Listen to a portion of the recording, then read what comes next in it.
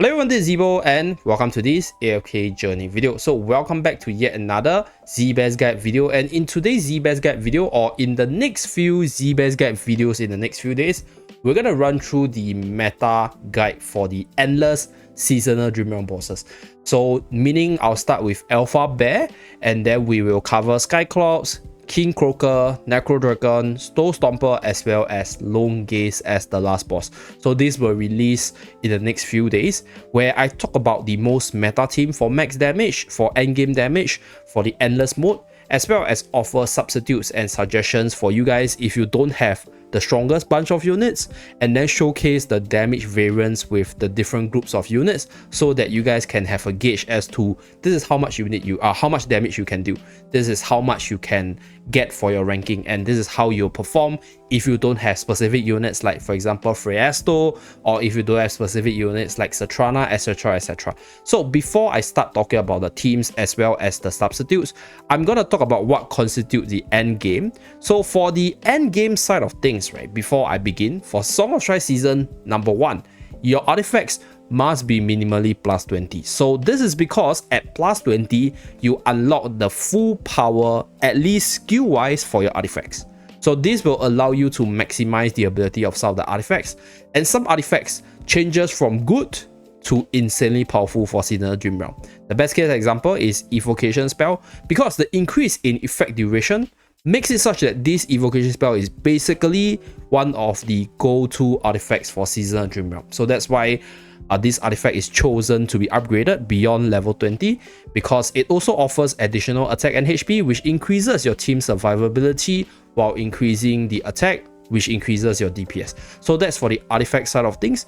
For the unit side of things, number 1, your equipments must be level 400. So this is the max level equipments for all the different classes. So max level equipment gives you the max level stats from the equipment side of things. So this is what we dictate as endgame. So for your units level, the bare minimum or the lowest level for endgame is your final skill upgrade for your seasonal skill. So I can't remember exactly what's the last level, but I would say it's around 480 to 500 plus. So don't quote me on that, but just know that this is like the end game. This is where you get almost every single thing, because subsequently every level up on your unit will just be an increase in stats. And for the Dream Realm side of things, they recently make some massive changes, which is the changes to the Dream Realm levels.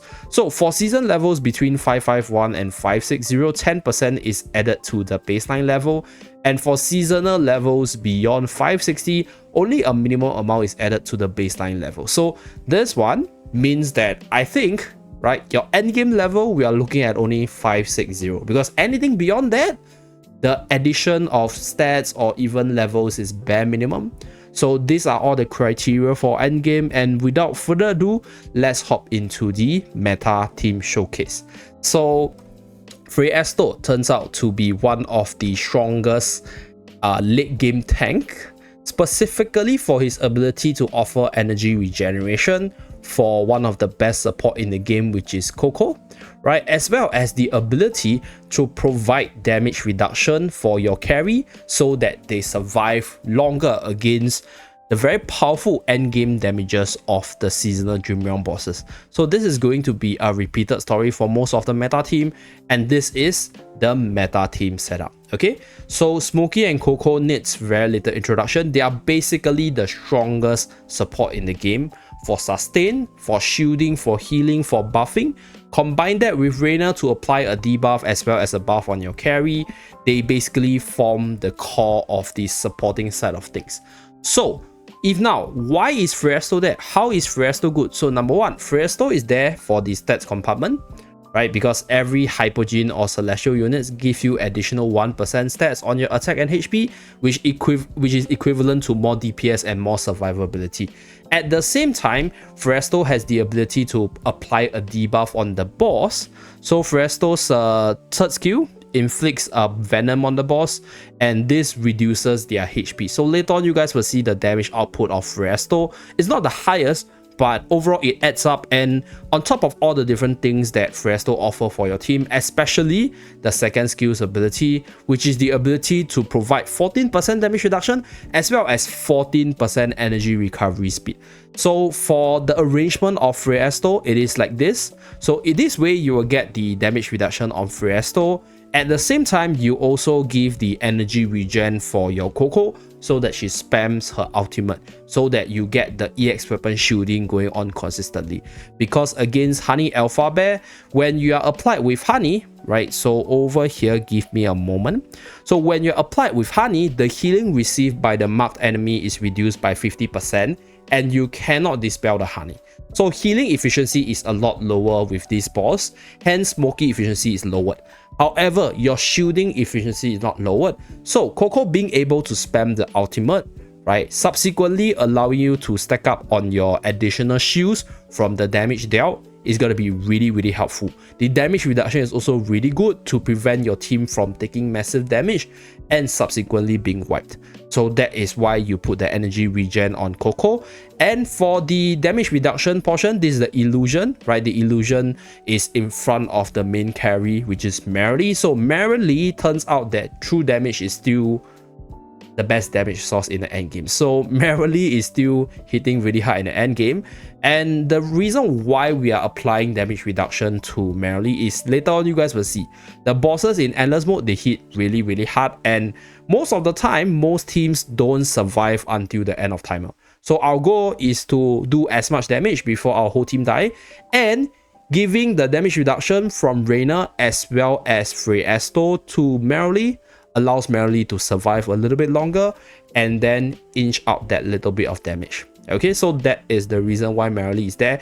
And then for Reina's case, right, Reina is obviously there for all the amazing buffs and debuffs, as well as the Hypogean faction buff. So this comp itself has a 20% attack and HP boost.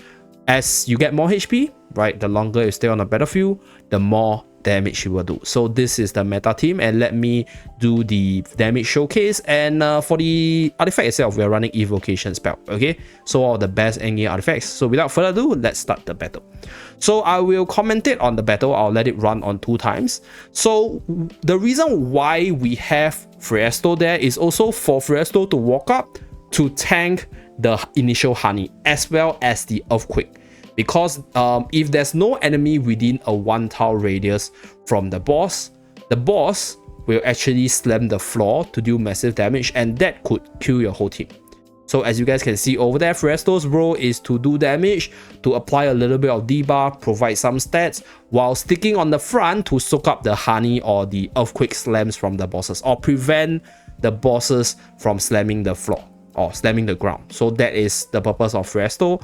So later on, I'll offer some substitutes because I know not everyone will have a heavily built Freyasto. So I'll offer my alternative builds to show you guys that you can do similar damage, but this is currently the best damage comp so far. So this Freyasto Reina combo is gonna be, I'll say, pretty common in the next few days video, because this core or this combination of units currently offers the most stats while providing you with a lot of survivability so that you jam in a lot of damage. So as you guys can see, we are hitting roughly 40 billion damage. So this is not the peak damage. And the range of this team so far, I've noticed between the top players or across the different servers, right, ranges from 39 to 40 plus billion. So that is the range. And let us take a look at the damage distribution. So we have Smokey. So Smokey's damage came from the EX weapon ultimate, so we are at EX 15. So if you have him at EX 10, your damage output will be a little bit lower. So take note on that. And then for our dear Freyasto over here, also dealing quite a bit of damage. So the damage source comes from the third skill, which is HP losing, as well as obviously the spams from both the illusion as well as the main unit. And this unit just, I'll say, like being really good at dealing damage with the second skill as well. So this is not good damage. This is, I'll say, a decent damage for a frontliner. So this is Freyasto. But his role in the team is to provide all the buffs as well as the stats so that your main carry, which is Merrily, could do this insane amount of damage. Okay, so we have Reyna's damage, we have Coco's damage. So Coco's role is just to offer the damage reduction as well as the shielding for the team to ensure longevity in the team. So there will be a little bit of RNG, for example, critting from the bosses, Terror Ball hitting like multiple units depending on how he uses it. So those are different factors that will affect your damage output, but this is the most meta team for the Alpha Bear Endless mode in terms of damage dealing. So next, let's say, right, if you do not have certain units, who can you replace? How can you reform your team? So for this part of the video, I decided to re-record because after I recorded the whole part, I felt that it was way too long. So for this part, I'm going to offer the alternative suggestions, and then I'm going to explain then, and I'm going to showcase a few runs with the suggestions which I offered you guys. Okay, so first of all, if you don't have Merrily, or if you have a stronger Corrin, you can use Corrin as the main carry as well, because Corrin is a damage dealer as well as a shielder for the team. So Merrily can do more damage the longer she survives, but Corrin is more consistent in terms of outputting damage.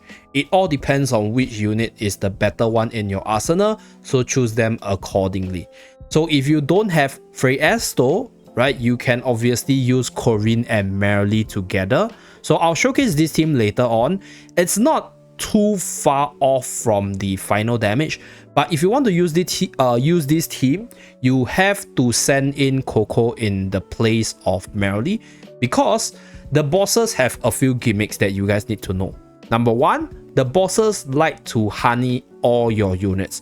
So the way the boss honeys all your unit is through the second skill where he throws the honey, and when you're honeyed, healing efficiency will decrease. So this is important for the other suggestions later, which I will talk about. So this is one way the boss can apply honey.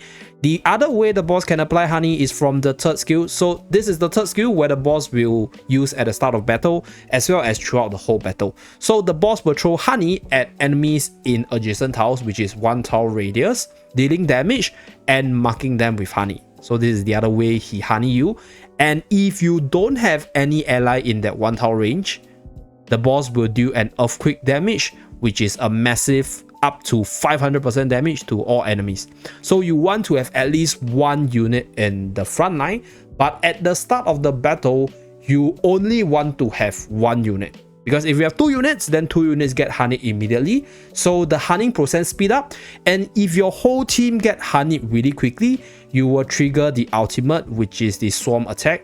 So if all your ally get honeyed, they will get the mega swarm, which is a massive damage all the way up to 350%, which no matter how tanky your team is, right, you will die. So the goal of fighting this boss is to draw out the honeying process, survive as long as possible, and deal damage from there. So this will affect your substitute options, and I'll explain why. And this is the key mechanic that you guys need to know. Other than that, the boss can also deal damage with the Terror Ball. So this one is 120% damage. It's quite big, but it's not, I'll say, something super significant, so I'm not going to touch on it. So back to the healing efficiency portion. When your unit gets honeyed, healing efficiency drops by 50%. Hence, healers like Smokey, healers like Coco, healers like Hillwin, as well as Damien. Coco is not a healer, she's a shielder. They are less efficient, right? Whereas shielders like Coco, shielders like Lucius, they are more efficient because shielding is not affected, not decreased by the honeying process. So this will affect the substitute portion. And coming back to this team, right? Corrin is also a shielder. So now, if you don't have Freyasto, you can run this team setup, because Corrin and Merrily should be the strongest preseason carry, and they are still the strongest endless mode carry in the new season itself. So right here, you can run the 2 of them together with the Mauler Cause plus Reyna with the exact same evocation spell artifact over here. So this way, right, you have a little bit of sustain from the Corrin shielding as well, although you are getting a little bit less stats. And you have to take note that you have to send in Coco, because Corrin is a 2 tile attacker. He will never be within the 1 tile range. Neither is Merrily, because Merrily will be hopping around. So whenever the boss triggers the third skill, this boss will slam the floor and then do massive damage, which is what you don't want. You can't send Smokey in, because that way, if Smokey is all the way in front, the Aroma Cloud will not benefit the units at the back of the team. So the only unit you can send in is Coco for this one. So I'll showcase one run with this team, which I believe should be one of the better alternative that you guys can use. So let's start this battle, and then we run through the damage distribution. So you guys can see on screen right now, right? Everyone's doing basically what they do very similarly, whereas Korean will just be jumping around shielding the weakest target. So because shielding efficiency is not decreased, Korean is actually a pretty good unit in this boss specifically to keep the sustain for your team, to help you survive for a little bit longer. So he will make up for the lost stats of Free Esto for a little bit. Obviously not the most, because Presto allows you to get a 4 unit bonus, which is a few percentage more on your attack and HP. But I think Korin does quite a fair bit of damage as well, which sort of balances out the loss of stats from the loss of Hypogean buff. Okay, so right here we are 36 billion. Probably looking at 38 or even 39 if our RNG is good. So we are at 38, 38.5, 38.7. Very nice. 39 build, very close. Okay, so this team will be able to hit 39 billion damage. Okay, so let's run through the damage distribution. So in this case, as you guys can see, Merrily and Corin both did quite a lot of damage. So like I mentioned, both of them are pretty decent damage dealers. Unfortunately, it's not a really fair comparison in terms of, like, I'll say like the stats, because Corin has 5-star, whereas my Merrily is only at 4-star for this account. So stat wise, Corin is a little bit higher, but generally both of them are good. Just use the best one in your arsenal in terms of the carry or the semi-carry slot. So this is the second team idea. So other than using the Corin Merrily core, right, the other carry that you guys can use in the place of these two units is OD. So OD offers the Mauler faction tag, which offers that additional stats together with Smokey as well as Coco, right? So this is one way you can do it. You can use Reina. So this will still give you quite a high factional bonus as well, right? And at the same time, you have the top 3 carries for the Caesar Dream Realm. So OD, Merrily, and Corin. If you have one of them, just use one of them, and then you put in more supports. Then if let's say you don't have Merrily, what if you don't have Merrily, right? But you have OD, for example, you can also use Torrent. So Torrent is also a possible substitute for Frey Esto as well, for a frontliner that goes to the front line and then soak up the very first third skill, as well as a very tanky unit that stands on the front to ensure that you always have one enemy for the third skill to prevent the earthquake. And also the ability to soak up damage for one of your allies is also pretty invaluable. So let's say if you are using Torrent, who will naturally walk up to the front, then I'll say the unit that you want to send in must have some way to stay away from the third skill at the start of battle. So you can obviously send in Corin, right? So like I mentioned, Corin is a 2-tower attacker. So Corin will be able to sort of stay out of the range for the third skill. Or you can send in Merrily as well, because Merrily will be able to use her ultimate and hop out in time to prevent that initial honey. So like I mentioned, you want to slow down the hunting process, or you want to, while making sure that you have one unit always standing on the front line. So these are the few alternative ideas. As for the support slot, okay, so let's talk about the supports. Okay, so for carry, Corin, OD, as well as Merrily, yeah, okay. Now for the tank utility support slot, so now let's say if you don't have Frey Esto, right, you can obviously use another unit which is called Florbell if you have her, because Florbell, right, not only is she a damage dealer, not only is she a debuffer with the seasonal skill, she offers additional body, which is in the form of her summons. So those additional bodies will buy you a little bit more time while always having at least one unit in the front line, because her kids, 1 or 2 of them, they are melee units, so they always walk up to the front. So you always have that one unit to prevent that earthquake when Florbell is alive. So this unit is also okay for this boss if you want to use her. And this is for the utility debuff tank slot. Okay, so for the support side of things, right, let's say if you don't have a Reina, Another unit you can use is Skalita, although Skalita is not the best for this boss. Skalita will be used for other bosses. So Skalita's role for this specific position obviously is for the fractional bonus between Celestial and Hypogean units. And Skalita, not only being a decent damage dealer, also offers a massive team boost from her seasonal skill, Heart of Unity. So if you don't have Reina built up but you have Skalita built up, Skalita can be used for this boss. Obviously, your damage output is not going to be as good, but it is an alternative for you guys. Okay, so now let's say if you don't have the Coco Smoky pairing, who can you use? Right, so if you don't have this pairing, what I can suggest is a Hewin plus Lucius core, or a Faye plus Lucius core if you have Faye's built up. Okay, this way, right, you can actually use the light bearer cores, which are Corinne and Merrily, to greater effect. So I'm going to showcase the full light bearer team showcase. Although without the support of these two support, your damage will drop quite a bit, because these two support, they offer more than just survival. They offer damage, they offer debuff on the enemy, they offer haste buff, so they are actually massive buffers as well. But at least for this season specifically, Lucius, not only being a shielder, is also a tank, which could help you hold out on the third skill, right? At the same time, this unit also has the same seasonal skill as our dear Skalita, so you guys can definitely use him as a buffer for damage as well.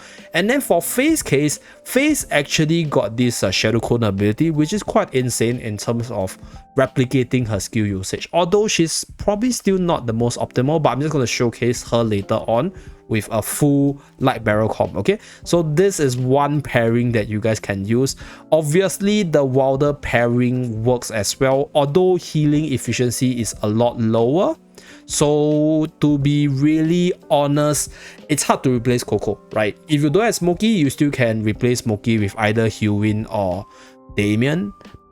But without Coco, it's going to be tough, because Coco's only direct replacement would be Lucius, right? The other unit I can think of, other than Corinne with regards to shielding that's decent, is Antandra, because Antandra is able to provide the Mauler factional attack, which is very apt with all the Mauler meta units, while providing a shield while acting as a frontline body as well. But she's still not very good for bossing anyway, so this is like a really worst case scenario.